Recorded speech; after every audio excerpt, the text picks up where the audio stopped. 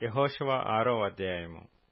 ఆ కాలమున ఇశ్రాయేలీల భయము చేత ఎవడనూ వెలుపలికి పోకుండను లోపలికి రాకుండను యెరికో పట్టణ ద్వారము గట్టిగా మూసివేయబడెను. అప్పుడు యెహోవా యెహోషువతో ఇట్లనెను, చూడుము, నేను యెరికోను దాని రాజును పరాక్రమము గల శూరులను నీ చేతికి అప్పగించుచున్నాను.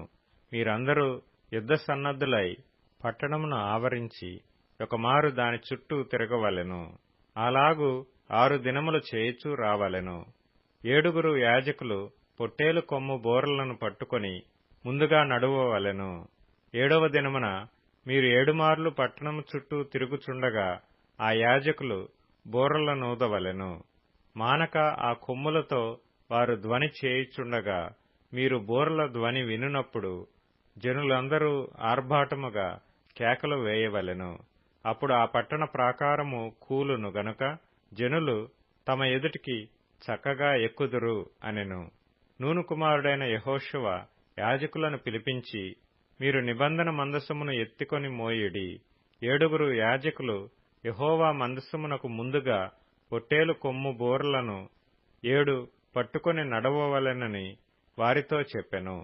మరియు అతడు, మీరు సాగి పట్టణమును చుట్టుకొనుడనియు యోధులు యెహోవా మందసమునకు ముందుగా నడవవలెననియు ప్రజలతో చెప్పెను. యెహోషువ ప్రజలకు ఆజ్ఞాపించిన తరువాత 7 యాజకులు పొట్టేలు కొమ్ము బోరలను 7 యెహోవా సన్నిధిని పట్టుకొని సాగుచు ఆ బోరలను ఊదుచుండగా యెహోవా నిబంధన మందసమును వారి వెంట నడిచెను. యోధులు బోరలనూదుచున్న యాజకులకు ముందుగా నడిచిరి. దండు వెనుకటి భాగము మందసము వెంబడి వచ్చెను. యాజకులు వెళ్ళుచూ బోరలను ఊదుచుండిరి. మరియు యెహోషువ, మీరు కేకలు వేయుడని నేను మీతో చెప్పు దినము వరకు మీరు కేకలు వేయవద్దు. మీ కంఠధ్వని వినబడనీయవద్దు. మీ నోట నుండి ఏ ధ్వనియూ రావలదు. నేను చెప్పునప్పుడే మీరు కేకలు వేయవలెనని జనులకు ఆజ్ఞ ఇచ్చెను. అట్లు యెహోవా మందసము ఆ పట్టణమును చుట్టుకొని ఒకమారు దాని చుట్టూ తిరిగిన తరువాత వారు పాళెములో చొచ్చి రాత్రి పాళెములో గడిపిరి. ఉదయమున యెహోషువ లేవగా యాజకులు యెహోవా మందసమును ఎత్తుకొని మోసిరి. 7 యాజకులు పొట్టేలు కొమ్ము బోరలను 7 పట్టుకొని నిలువక యెహోవా మందసమునకు ముందుగా నడుచుచు బోరలు ఊదుచూ వచ్చిరి. యోధులు వారికి ముందుగా నడిచిరి. దండు వెనుకటి భాగము యెహోవా మందసము వెంబడి వచ్చెను. యాజకులు వెళ్ళుచు బోరలు ఊదుచూ వచ్చిరి. అట్లు 2వ దినమున వారొకమారు పట్టణము చుట్టూ తిరిగి పాళెమునకు మరలా వచ్చిరి. 6 దినములు వారు అలాగు చేయుచూ వచ్చిరి. 7వ దినమున వారు ఉదయమున చీకటితోనే లేచి 7 మార్లు ఆ ప్రకారముగానే పట్టణము చుట్టూ తిరిగిరి. ఆ దినమున మాత్రమే వారు 7 మార్లు పట్టణము చుట్టూ తిరిగిరి. 7వ మారు యాజకులు బోరలు ఊదగా యెహోషువ జనులకు ఈలాగు ఆజ్ఞ ఇచ్చెను, కేకలు వేయుడి, యెహోవా ఈ పట్టణమును మీకు అప్పగించుచున్నాడు.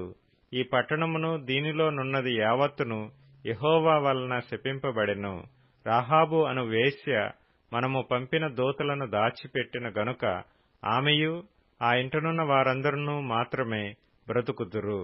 శపింపబడిన దానిలో కొంచెమైనను మీరు తీసుకొనిన ఎడల మీరు శాపగ్రస్తులై ఇశ్రాయేలీల పాళెమునకు శాపము తెప్పించి దానికి బాధ కలుగుచేయుదురు. గనుక శపింపబడిన దానిని మీరు ముట్టకూడదు. వెండియు బంగారును ఇత్తడి పాత్రలను ఇనుప పాత్రలను యెహోవాకు ప్రతిష్ఠితములగును. వాటిని యెహోవా ధనాగారములో నుంచవలెను. యాజకులు బోరలు ఊదగా ప్రజలు కేకలు వేసిరి. ఆ బోర్ల ధ్వని వినినప్పుడు ప్రజలు ఆర్భాటముగా కేకలు వేయగా ప్రాకారము కూలెను. ప్రజలందరూ తమ ఎదుటికి చక్కగా పట్టణ ప్రాకారము ఎక్కి పట్టణమును పట్టుకొనిరి. వారు పురుషులనేమి స్త్రీలనేమి చిన్న పెద్దలనందరినీ ఎద్దులను గొర్రెలను గాడిదలను ఆ పట్టణములోని సమస్తమును కత్తివాత సంహరించిరి.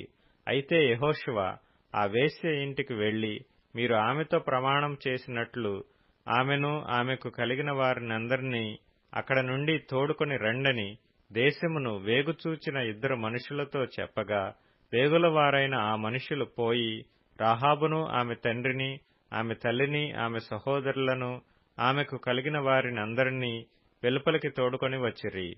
ఆమె ఇంటివారినందరినీ వారు వెలుపలికి తోడుకొని ఇశ్రాయేలీయుల పాళెము వెలుపట వారిని నివసింపజేసిరి. అప్పుడు వారు ఆ పట్టణమును దానిలోని సమస్తమును అగ్నిచేత కాల్చివేసిరి. వెండిని, బంగారును, ఇత్తడి పాత్రలను, ఇనుప పాత్రలను మాత్రమే యెహోవా మందిర ధనాగారములో నుంచిరి.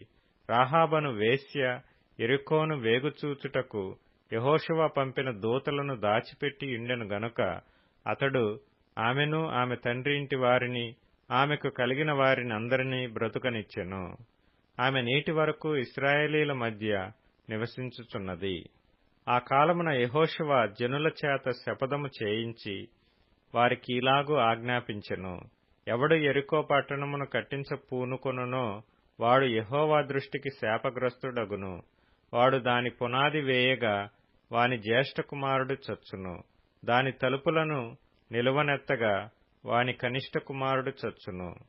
యెహోవా యెహోషువకు తోడై ఉండెను గనుక అతని కీర్తి దేశమందంతటను వ్యాపించెను.